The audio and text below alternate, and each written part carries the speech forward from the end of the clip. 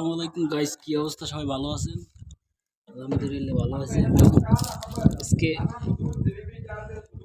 AC fitting করতে আইলাম, যে রোদ দূর দুপুরবেলা মাথা নষ্ট।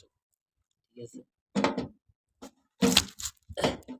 মানে কিছু পাইছি আর না পাইছি, 45 ডিগ্রি 46 ডিগ্রি তাপমাত্রা আর রোদ্দুরটা পাইছি। ঠিক আছে, কিন্তু কিছু করার নাই, পরিস্থিতির শিকার। ঠিক আছে,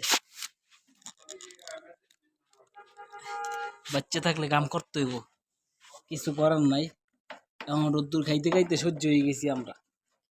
ঠিক আছে, এর নাম হয়েছে প্রবাসী।